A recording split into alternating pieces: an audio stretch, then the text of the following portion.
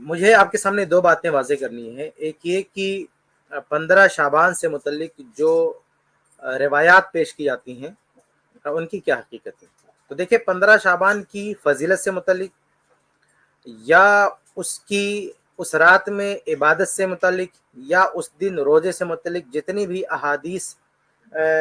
پیش کی جاتی ہیں جن سے استدلال کیا جاتا ہے اس کی دو کیٹیگری ہم کر سکتے ہیں. پہلی کیٹیگری ان احادیث کی ہے جو صحیح نہیں ہے، جو ضعیف ہیں، اور دوسری کیٹیگری ان احادیث کی ہیں جو صحیح تو ہیں لیکن ان سے مسئلہ ثابت نہیں ہوتا، بلکہ صحیح بخاری صحیح مسلم کی حدیثیں ہیں.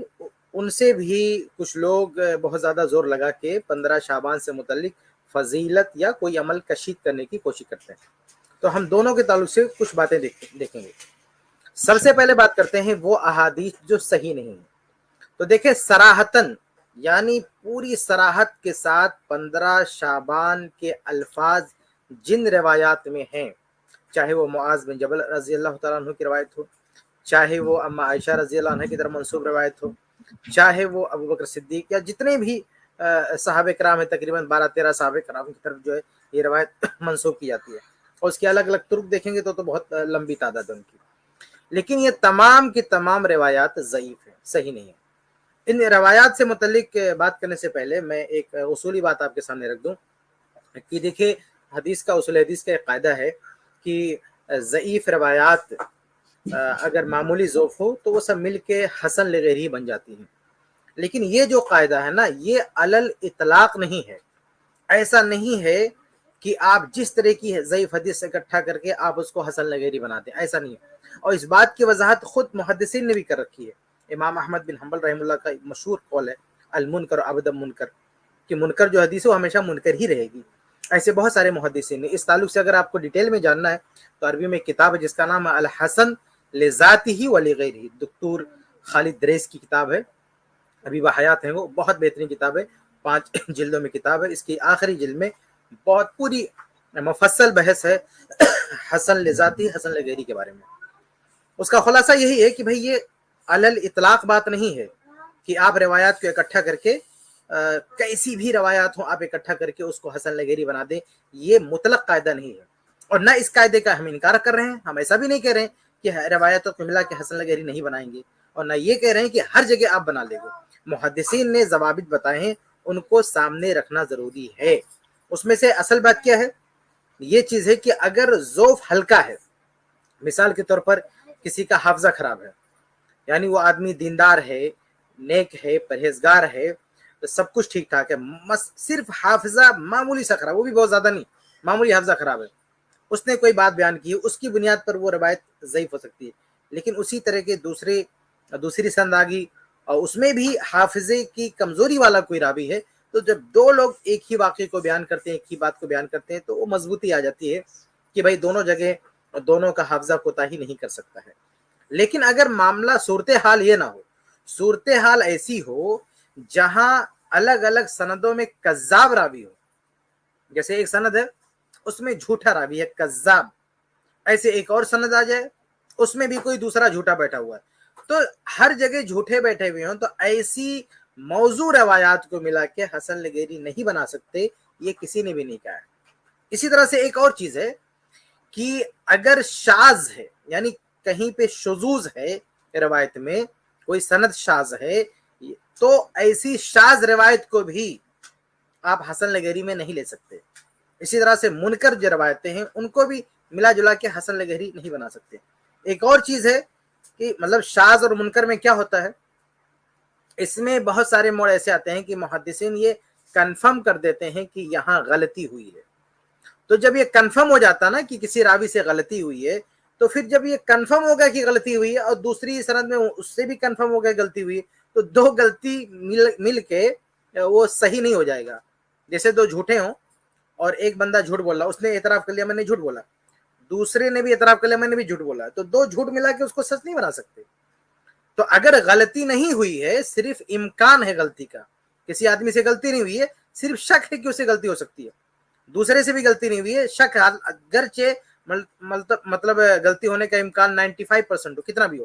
لیکن بہرحال اس میں ایک امید رہتی ہے کہ ہو سکتا صحیح بھی ہو. لیکن غلطی کا رجحان زیادہ ہوتا ہے، امکان زیادہ، اس لیے اس کو ضعیف کہہ دیا جاتا ہے۔ لیکن یہ جب شاذ منکر کا حکم لگاتے ہیں محدثین تو ان میں کنفرم کر دیتے ہیں کہ یہ غلطی ہے، یعنی یہاں راوی کی غلطی پکڑی جا چکی ہے، محدثین پکڑ کے اور فائنل کر دیتے کہ یہاں اس نے غلط کیا ہے۔ اس لیے دیکھیں جو پرانے ائمہ علل ہے نا، امام دارقطنی، امام علی بن المدینی رحمہ اللہ، اس سے امام بخاری، امام مسلم، جو بڑے بڑے ماہرین ہیں، آپ ان کو دیکھیں گے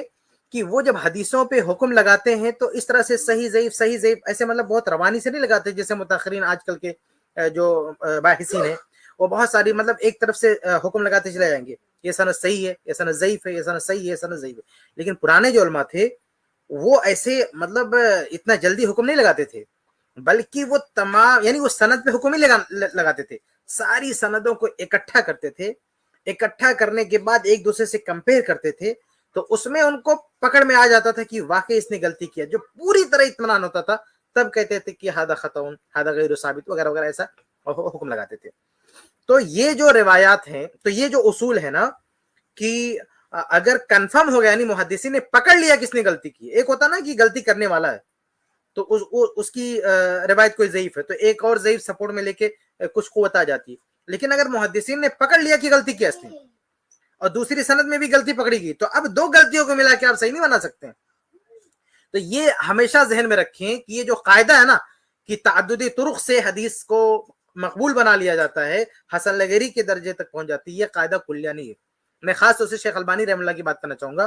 کہ شیخ البانی رحمہ اللہ نے چونکہ اس طرح کی روایات کو حسن لغیری قرار دیا ہے، تحسین کی ہے، اس لیے بہت سارے لوگ ان کا حوالہ دیتے ہیں۔ تو میں آپ کو بتا دوں کہ شیخ البانی رحمہ اللہ نے خود اپنی کتاب تمام المنہ میں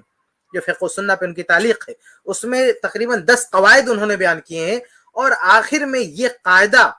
باقاعدہ یہ قاعدہ بیان کیا ہے کہ یہ جو تعدد طرق سے حدیث کو قبول کرنے کا جو ضابطہ ہے یہ علل اطلاق نہیں ہے، یہ خود شیخ البانی رحمہ اللہ نے کہہ رکھی ہے بات، یعنی تمام المنہ میں یہ وضاحت کر رکھا ہے کہ کوئی دھوکہ نہ کھائے کہ کئی سندیں آ گئی تو ہر جگہ ان کو ہم جو ہے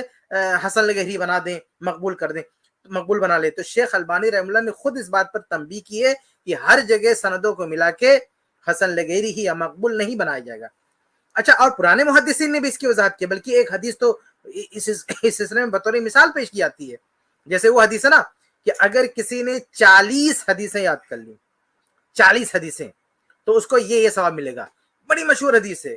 لیکن وہ صحیح نہیں ہے۔ یعنی محدثین معترف ہیں، اس بات کا اعتراف کرتے ہیں کہ اس کی بہت ساری سندیں ہیں، لیکن اس کے باوجود بھی محدثین نے صحیح کا حکم نہیں لگایا۔ دیکھیے اسی بنیاد پر کچھ لوگوں نے کتابیں بھی لکھی ہیں، امام نووی رحمہ اللہ نے کتاب بھی لکھی ہے 40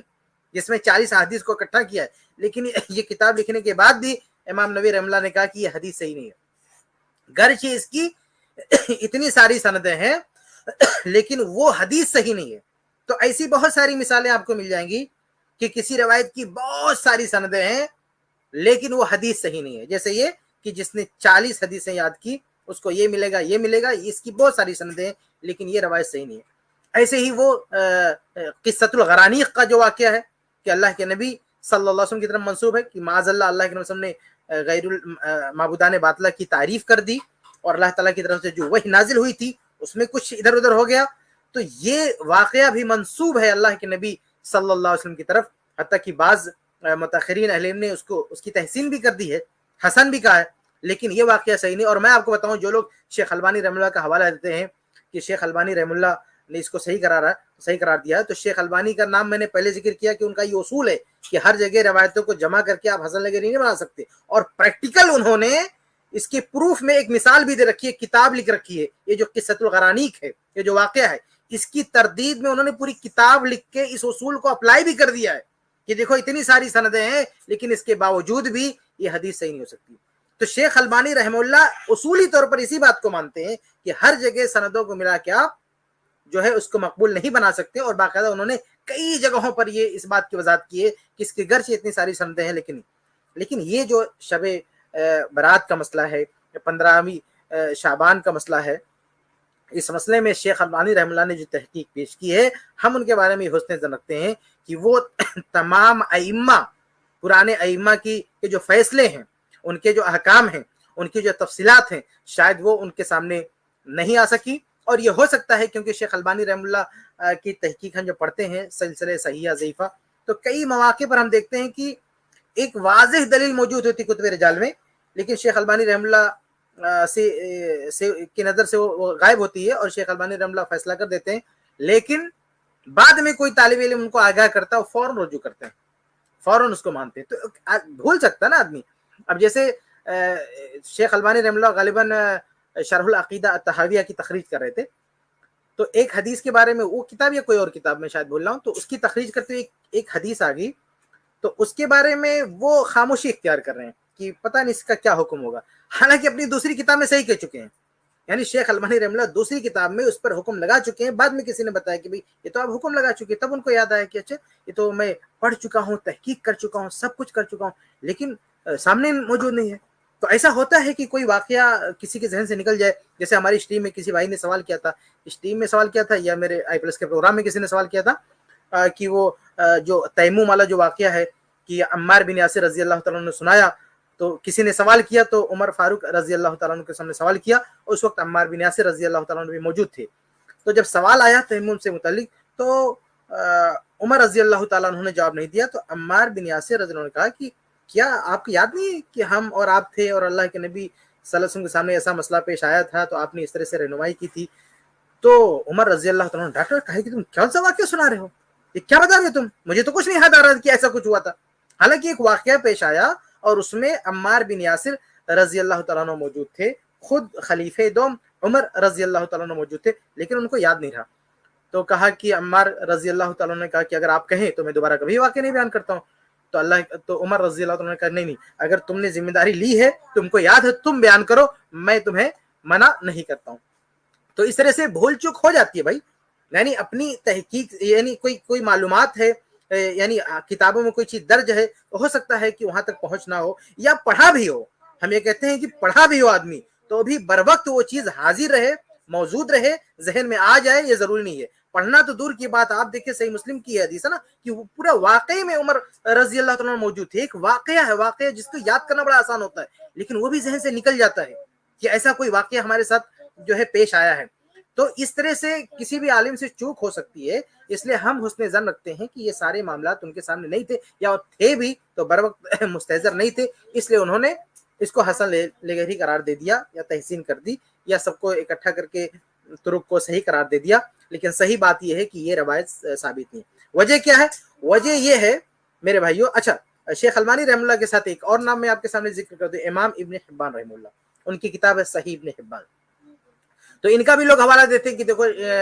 امام ابن حبان رحمہ اللہ بھی صحیح قرار دیا، تبھی تو اپنی صحیح میں انہوں نے درج کیا۔ تو یاد رکھیں کہ صحیح ابن حبان ایسی صحیح کتاب نہیں ہے کہ پوری صحیح بخاری صحیح مسلم کی طرح سے نہیں ہے۔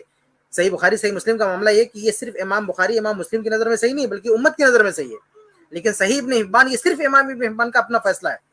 اور صحیح بخاری کا مسئلہ ہے ایسا، صحیح مسلم کا ایسا ہے کہ ان ائمہ نے جب حدیثوں پہ حکم لگایا ہے تو یہ دیکھ کے حکم لگایا ہے کہ دوسرے ائمہ بھی ہم سے موافق ہیں،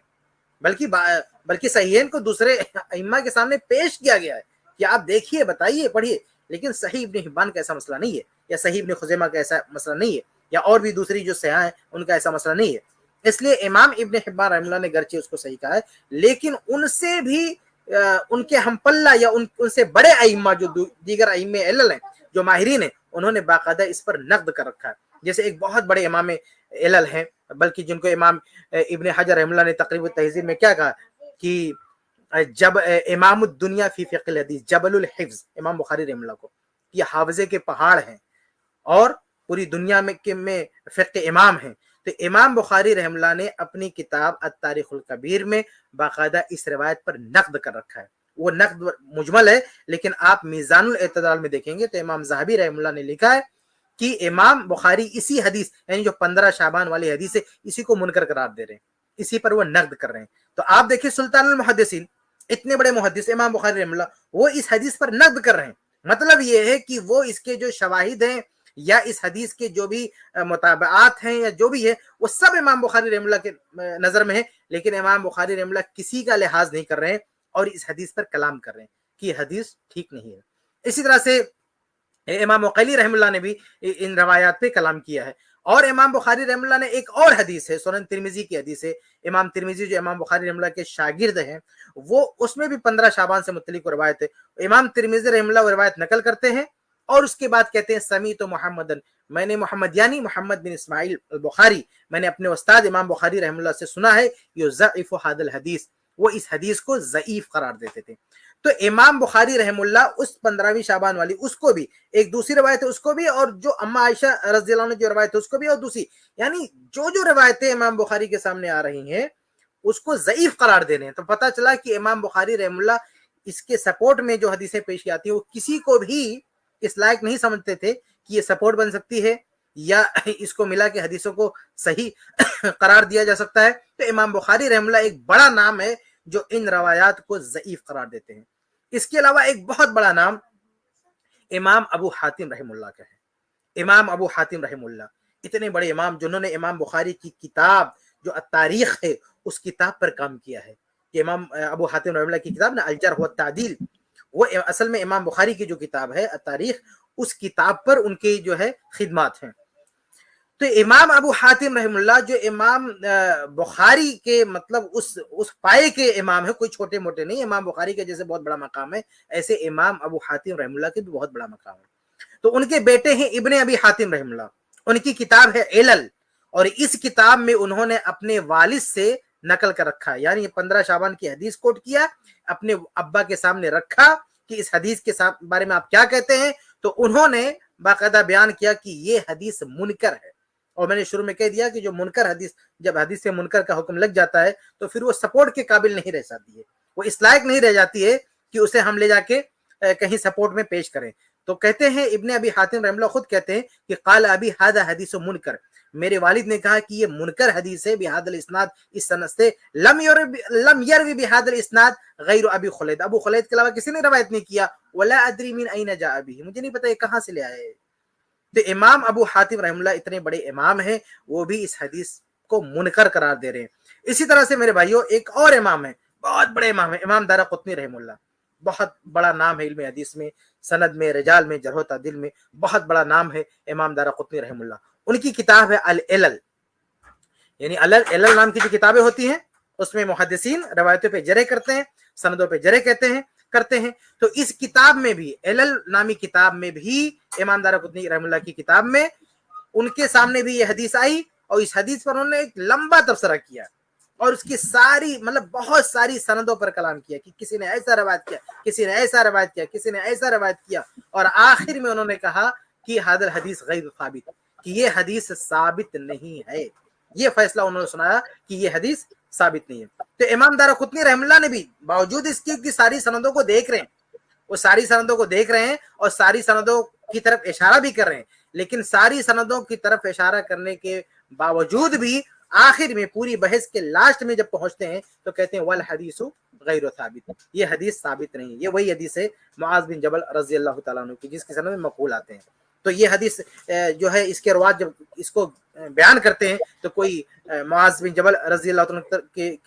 तक पहुंचाता है, कोई कहीं और तक पहुंचाता है, तो उसी को रवात उलट पलट के इसे इधर उधर बयान करते हैं। तो आप देखें कि इमाम अबू हातिम रहमुल्लाह उन्होंने भी नकद किया, इमाम दारक़ुतनी रहमुल्लाह, और ये सिर्फ एक सनद को लेकर नहीं हुक्म लगा रहे हैं, याद रखें वो पूरी सनद और पूरे तुरुक का जिक्र कर रहे हैं, उसके बावजूद भी उस पर जो है हुक्म लगा रहे हैं वल हदीस गैर साबित, कि ये हदीस साबित नहीं है। तो मेरे भाइयों इस तरह से देखें, ये इतने सारे अइम्मा हैं, ये इस हदीस पर नक़द कर रहे हैं। इसके अलावा और भी इमाम उक़ैली रहमुल्लाह है और इसी तरह से इमाम इब्न अदी रहमुल्लाह है, इन्होंने भी अपनी किताब में जो उनकी किताब है जिसमें उन्होंने मुनकर हदीसें जमा की हैं,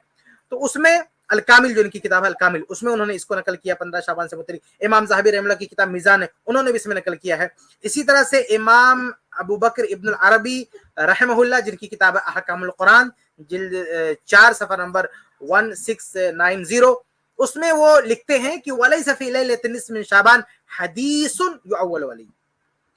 आप गौर से सुनिए, देखो ये आज के इमाम नहीं है, शेख अलबानी रहमतुल्लाह से पहले पुराने जमाने के, वो कहते हैं कि शाबान से मुतल्लिक, माह शाबान से मुतल्लिक और 15 शाबान से मुतल्लिक लैसा फी लैलतिन निस्फ़ मिन शाबान, 15 शाबान का नाम ले रहे हैं कि 15 शाबान से मुतल्लिक कोई भी हदीस ऐसी नहीं है जिस पे एतमाद किया जा सके। اور آگے بہت اہم بات کہہ رہے ہیں، لا فی فضلہا، اس کی فضیلت میں بھی کوئی حدیث نہیں ہے، لا فی فضلہا ولا فی نسخ الآجال فیہا،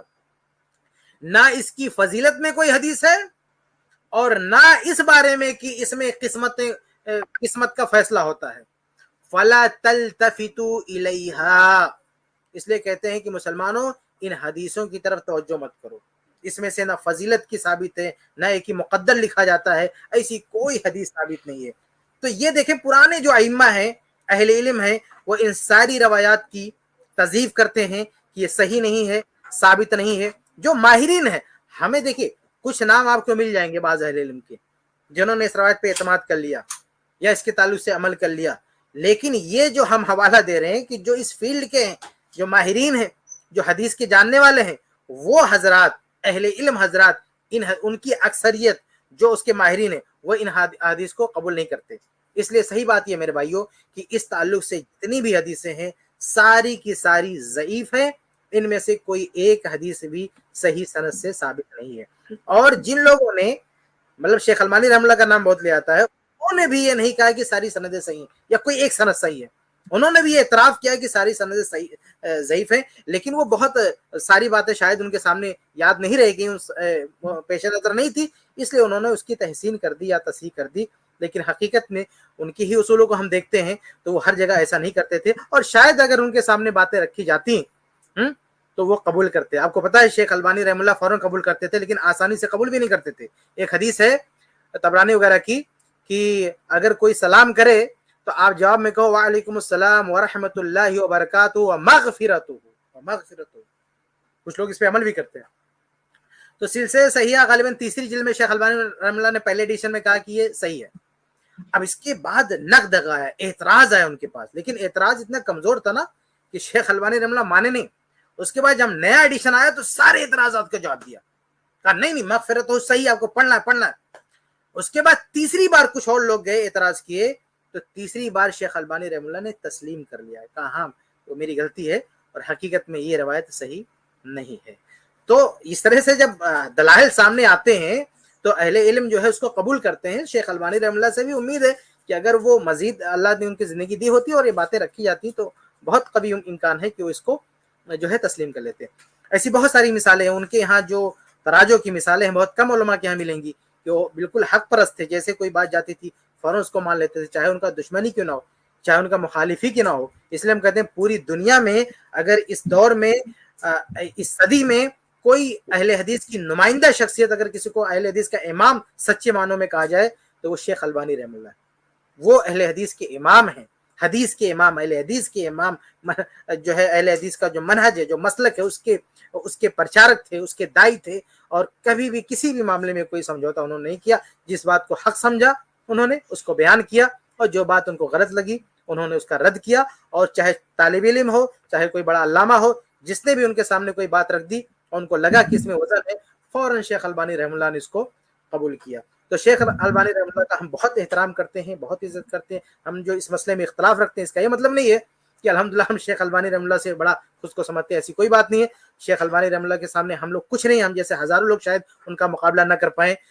شیخ البانی رحمہ اللہ کو اللہ تعالیٰ نے جو کام دیا اور جو مقبولیت دی، اللہ تعالیٰ نے جو اس دنیا میں دیکھیے زبان، جو مخلوق کی زبان ہے نا، وہ بھی گواہی دیتی ہے، پوری دنیا ان کو تسلیم کرتی ہے، حتیٰ کہ آپ حیران ہو جائیں گے۔ اسی ممبئی کی ایک مسجد میں گیا تو ایک بریلوی رسالہ رکھا تھا، بریلویوں کے ادارے سے آتا ہے، بریلویوں کے ادارے سے، یعنی جو کٹر بریلوی لوگ ہیں ان کے مدرسے سے ایک میگزین نکلتی، میگزین، منتھلی میگزین۔ میں پڑھنے لگا، اس میں وہ جو واقعہ تھا نا کہ اللہ کے نبی صلی اللہ علیہ وسلم نے خودکشی کا ارادہ کیا، وہ صحیح بخاری میں بھی ہے لیکن سند سے اٹیچ نہیں ہے وہ، تو اس کو لوگ صحیح بخاری کے سند کے بیان کرتے ہیں۔ تو اس بریلوی مصنف نے یا کیا کہتے ہیں رائٹر نے ایک تحقیقی مضمون لکھا اور کہا کہ یہ حدیث ضعیف ہے، اور لاسٹ میں لکھتا ہے کہ عرب کا اسکالر شیخ البانی نے بھی اس کو ایسے سے کہا ہے۔ تو شیخ البانی کی پوری تحقیق وہ اس میں رکھ رہا ہے اور آخر میں نام بھی دے رہا ہے۔ یہ اللہ تعالیٰ نے، آپ سوچو مطلب کتنا بڑا مقام دیا تھا شیخ البانی رحمہ اللہ کا،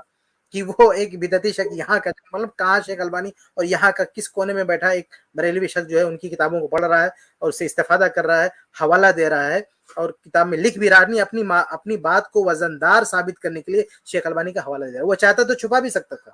لیکن وہ صرف اس لیے شیخ البانی کا نام دے رہا ہے تاکہ میری تحقیق میں وزن پیدا ہو جائے، لوگوں کو اعتماد ہو جائے کہ ہاں ایک بڑے اسکالر نے یہ بات کہی ہے، یہ جو تحقیق پیش کر رہا ہے اس کی بات بھی صحیح ہے۔ تو یہ روب، یہ دبدبا اور یہ مقبولیت جو شیخ البانی رحم اللہ کو دی تھی اللہ تعالیٰ نے، ہمیں اس سے بالکل انکار نہیں ہے، لیکن بہرحال شیخ البانی رحم اللہ ہی کا یہ سکھائی ہوئی بات ہے کہ حدیث کے جو اصول ہیں ان کو سامنے رکھنا ہے اور کسی سے بھی غلطی ہو سکتی ہے اور ہمیشہ اس میں تحقیق اور تفتیش ہمیشہ جاری رہنی چاہیے۔ ایسا نہیں کہ کوئی ایک چیز آپ پکڑ لیے تو آپ اس پہ جم جائیں، جمود اختیار کر لیں کہ نہیں ہم اس سے نہیں ہٹنے والے ہیں، ہم دلائل کے تابع ہو کر رہے ہیں۔ تو یہ پہلی بات میں عرض کر رہا تھا، کافی لمبی بات ہوگی، معذرت چاہتا ہوں، حالانکہ ہم نے ابھی سرحدوں پر تفصیل سے گئے ہی نہیں، میں صرف اصولی باتیں آپ کے سامنے رکھ رہا تھا، لیکن میں یہ پہلا حصہ ختم کرتا ہوں کہ یہ جو جتنی بھی روایتیں ضعیف پیش کی جاتی ہیں جس میں نام ہے، مینشن ہے 15 شعبان لیلۃ النصف من شعبان، یہ جو مینشن ہو کے جتنی روایت میں آتا ہے یہ ساری کی ساری روایتیں ضعیف ہیں، اس میں سے کوئی بھی صحیح نہیں ہے۔ اب آتے ہیں دوسرے پارٹ پہ، پھر میں بات ختم کروں گا۔ جی اس سے آپ بے فکر رہیں، تو میں یہ کہہ رہا تھا کہ جیسے اتنی حدیثیں کسی کی فضیلت کی نہیں مل رہی ہیں، مطلب 100 سے بھی زیادہ، لیکن وہ تھوڑی ضعیف معلوم ہو رہی ہیں، کوئی تھوڑی کم بھی ہوگی، تو اس عمل کو کیا کہتے ہیں بالکل کی وضاحت میں دیکھو، 100 کی وضاحت میں کر دوں، 100 کا مطلب یہ نہیں کہ الگ الگ سورس، جب یہ سندوں کو گنا جاتا ہے نا، اس کا یہ مطلب نہیں الگ الگ سورس۔ میں آپ کو بتاتا ہوں، جیسے مثال کے طور پر ممبئی میں آگ لگتی ہے تو اس کی خبر میں دلی میں جا کے دیتا ہوں، تو میں جہاں پہ دے رہا ہوں مان لیجیے 1000 لوگ بیٹھے ہوئے ہیں، تو 1000 لوگوں، پھر اس واقعے کو کتنے لوگ بیان کریں گے؟ 1000 لوگ بیان کریں گے، تو وہ سند 1000 نہیں ہو جائے گی، وہ ایک ہی سند ہے اصل میں۔ جو اصل واقعے سے یعنی اوپر جو ہوتا ہے، یعنی اصل جو متن ہے نا، متن سے جڑی ہوئی جو سند ہے اسی کا اصل اعتبار ہوتا ہے۔ نیچے جیسے جیسے آپ اتریں گے نا ویسے سندیں بڑھتی چلی جائیں گی۔ تو جب یہ کہا جاتا ہے 100 سند ہے، اس کا مطلب نہیں کہ 100 سورس ہے، یعنی نبی سے روایت کرنے والے 100 لوگ ہیں، ایسا یہ مطلب نہیں ہوتا ہے۔ تو جیسے میں نے ممبئی میں کوئی واقعہ دیکھا جا کے دلی میں بیان کیا، اب 1000 لوگ بیان کر رہے ہیں۔ جیسے میں نے کہا کہ کوئی واقعہ پیش آئے گا، کوئی بھی واقعہ میں نے بیان کیا کہ یہاں پہ پیش آیا، مان لی کہ کسی کے بارے میں میں نے خبر دی کہ فلاں آدمی مر گیا، جا کے میں نے دلی بتایا، اب دلی میں 100 لوگ اس کو بیان کر رہے ہیں، لیکن اسی ممبئی میں اس دن، یعنی جس دن میں نے بتایا مرا نا، اس دن کے بعد 10 لوگ جا کے بیان کر رہے ہیں کہ نہیں جس کو انہوں نے کہا کہ مر گیا وہ تو زندہ ہے، ہم 10 لوگوں نے دیکھا زندہ ہے۔ تو اب بتائیے میرے حوالے سے 1000 نہیں مطلب لاکھوں لوگ روایت کریں اور 10 لوگ ڈائریکٹ یہاں سے بیان کریں، تو یہ 10 لوگ لاکھوں پہ بھاری ہیں،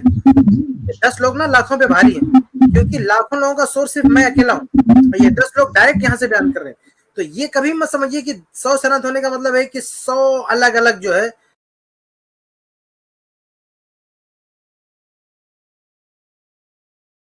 ایسا بھاری ہے، کیونکہ 1000 نہیں مطلب لاکھوں لوگ روایت کریں اور 10 لوگ ڈائریکٹ یہاں سے بیان کریں، تو یہ 10 لوگ لاکھوں پہ بھاری ہیں، یہ 10 لوگ نا لاکھوں پہ بھاری ہیں، کیونکہ لاکھوں لوگوں کا سورس صرف میں اکیلا ہوں اور یہ 10 لوگ ڈائریکٹ یہاں سے بیان کر رہے ہیں۔ تو یہ کبھی مت سمجھیے کہ 100 سند ہونے کا مطلب ہے کہ 100 الگ الگ جو ہے سندیں ہیں۔ یہ اصل جو سند ہے مشکل سے 3-4 سے زیادہ نہیں ہوگی، اگر اوپر سے آپ دیکھیں تو بہت ہوگی نا، تو 3-4، اور وہ بھی محدثین نے کہا کہ سب غلط ملت کر دیا، یعنی ریئل سند نہیں ہے، راوی نے ادھر یہاں سے ادھر ٹانگ دیا، ادھر ٹانگ دیا، ادھر لگا دیا، تو راوی کی غلطی کی وجہ سے جو بنی بھی ہے نا وہ بھی کئی ہیں، مشکل سے 3-4 سند سے زیادہ نہیں ہو سکتی ہے، لیکن وہ راوی نے اس کی بہت ساری سندیں بنا دی ہیں غلطی کی وجہ سے۔ جیسے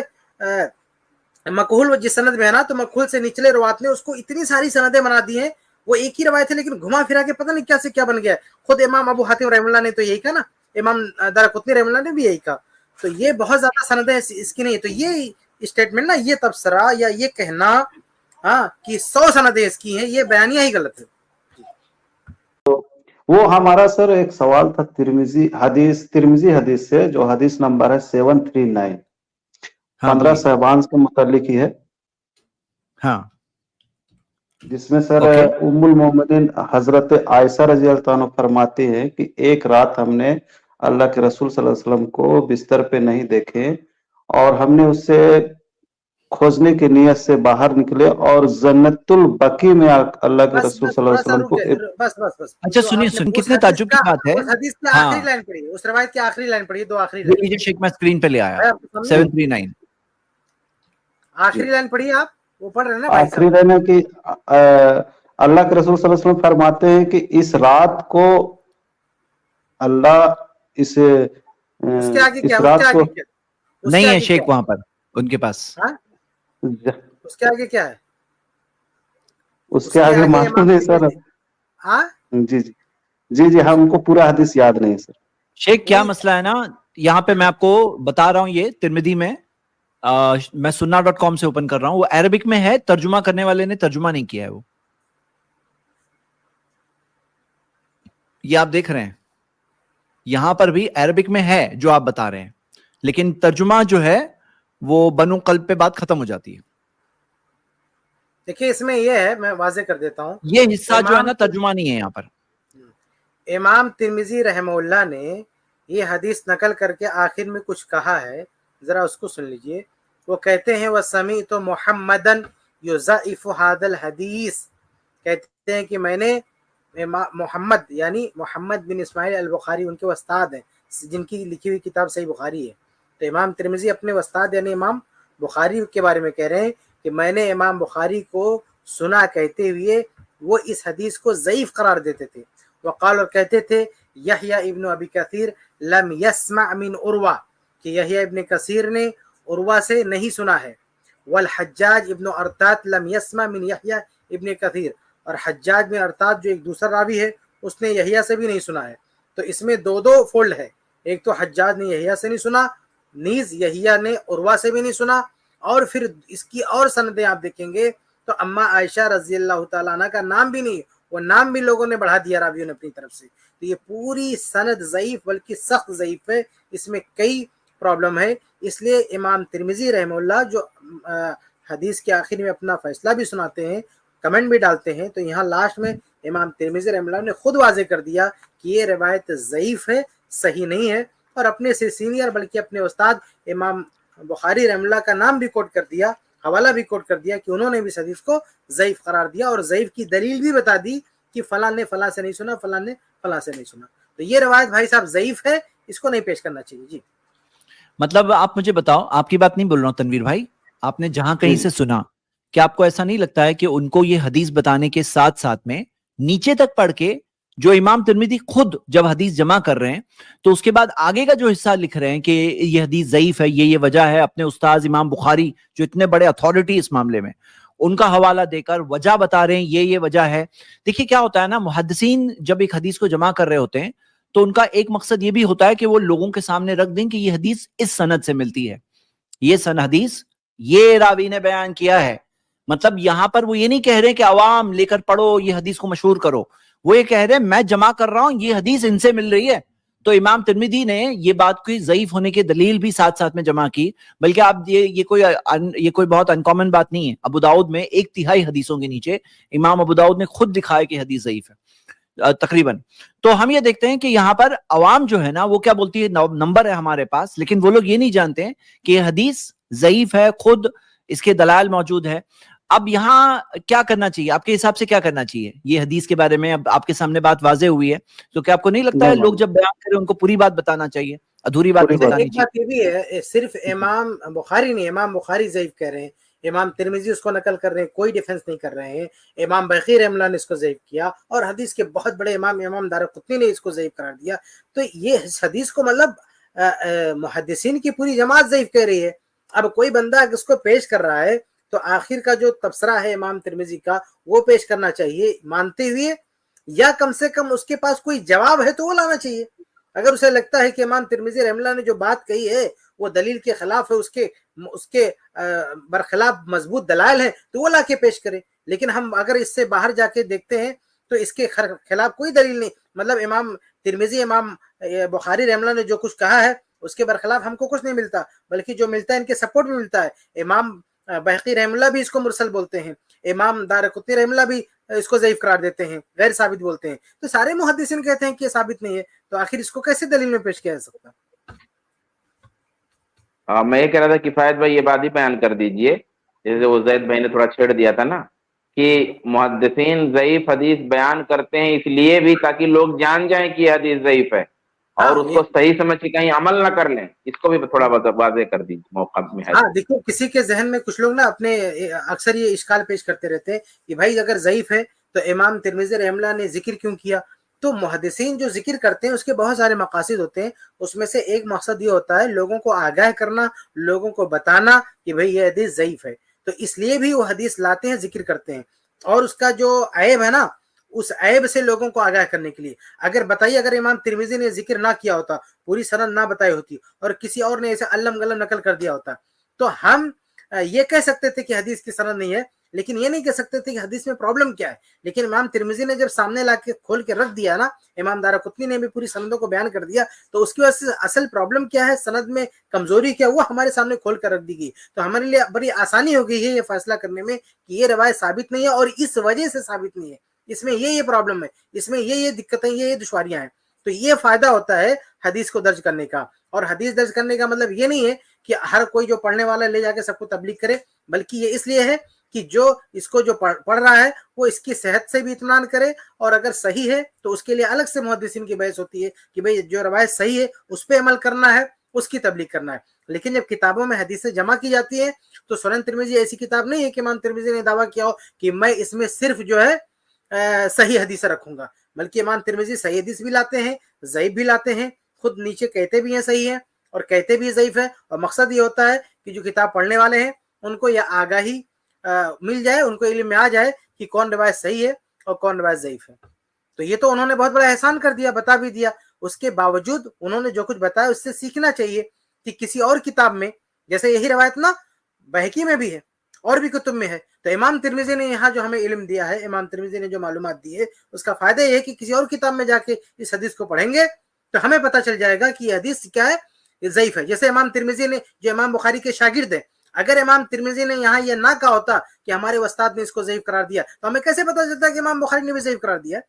تو امام ترمذی کا تو بہت بڑا احسان ہے کہ انہوں نے اپنے استاد کا حوالہ یہاں پہ درج کر دیا ہے، اور یہ استاد کا حوالہ نہیں، ڈائریکٹ اپنے استاد سے نقل کر رہے ہیں کہ امام محمد نے بھی اس کو ضعیف قرار دیا، امام بخاری نے بھی اس کو ضعیف قرار دیا. اب اگر اس حدیث کو ہم جا کے سنن بہقی میں پڑھتے ہیں تو ہمارے سامنے یہ ساری چیزیں موجود ہیں، وہاں ہم سیدھا کہیں گے ارے اس کو تو امام بخاری نے ضعیف قرار دیا، اس کو تو امام ترمذی نے ضعیف قرار دیا، اس کے اندر یہ ساری چیزیں ہیں. تو یہ فائدہ ہوتا ہے. اس کے لیے بھی کبھی کبھی جو ہے محدثین حدیث درج کرتے ہیں اس کی وضاحت کے لیے، بتانے کے لیے یہ ضعیف ہے. کہ امام ترمذی رحمہ اللہ نے تو باقاعدہ ثبوت ہمارے سامنے دے دیا ہے کہ دیکھو یہ حدیث نہ صرف ضعیف ہے، نہ سند میں یہ فولڈ ہے، بلکہ ایک بہت بڑے محدث امام الائمہ نے اس کو ضعیف بھی قرار دیا ہے. تو اتنی بڑی بات ہے، یہ بہت بڑا حوالہ ہے. اتنی صراحتوں کے باوجود بھی اگر کوئی شخص اس حدیث کو لے کے دلیل بناتا ہے تو یہ بہت ہی بد نصیبی کی بات ہے. تنویر بھائی واضح ہوا مسئلہ؟ جی ایک اور سوال ہے سر، ایک سوال وہ اصال ثواب سے لے کر سوال ہے سر کہ کیا کوئی طریقہ اصال ثواب کا ہے اپنے مرحومن جو دنیا سے رخصت کر گئے اس کے لیے کوئی طریقہ ہے اسلام میں؟ دیکھیں میں آپ سب سے یہی کہوں گا، سارے بھائیوں سے کہوں گا کہ جو لوگ ابھی مردوں کے لیے کھانا بناتے ہیں، یعنی کہیں نہ کہیں ان کے دل میں فیلنگ ہوتی ہے کہ جن کا انتقال ہو گیا ہم ان کے لیے کھانا بنا کے رکھ رہے ہیں، وہ کرنے کی جگہ جو ثابت شدہ عمل ہے وہ کیوں نہیں کریں؟ تو جیسے ثابت شدہ میں لوگ دعائیں کر سکتے ہیں، اللہ تعالیٰ سے دعا مانگے، مغفرت کی دعا کریں. اور ایک اور عمل جو ثابت ہے، جو صحیح بخاری کی حدیث ہے، سعد بن عبادہ رضی اللہ عنہ نے نبی صلی اللہ علیہ وسلم سے پوچھا کہ میری والدہ کا انتقال ہوا کہ کیا میں اس کی طرف سے صدقہ کر سکتا ہوں؟ اگر وہ زندہ ہوتی تو ضرور صدقہ کرتی، تو کیا میں اس کی طرف سے صدقہ کر سکتا ہوں؟ تو اللہ کے رسول صلی اللہ علیہ وسلم نے اجازت دی، اور انہوں نے خود نبی صلی اللہ علیہ وسلم کو گواہ بنایا کہ آپ گواہ ہو جائیں کہ میں اپنا یہ باغ اپنی والدہ کے لیے صدقے میں دے رہا ہوں. تو جن کا انتقال ہو گیا ان کی طرف سے صدقہ کر سکتے ہیں، ثابت ہے، اور اللہ سے امید ہے کہ یہ ثواب ان تک پہنچے گا. اب ہوتا کیا ہے نا کہ جب لوگ اپنا جذبہ، خرچہ، محنت سب بدعتوں میں خرچ کر دیتے ہیں، پھر جو ثابت شدہ عمل ہے وہ کرنے کے لیے جذبہ بچتا نہیں ہے، طاقت نہیں بچتی ہے، وہ سب محنت وہاں لگا دی، بدعت پہ لگا دی. جزاکم اللہ خیر شیخ کفایت اللہ سنابی حفظہ اللہ، آئی پلس کی پوری ٹیم کو جزاک اللہ خیر. آپ لوگوں نے بہت اچھی طریقے سے سمجھایا، دلیلوں کے ساتھ اور پورے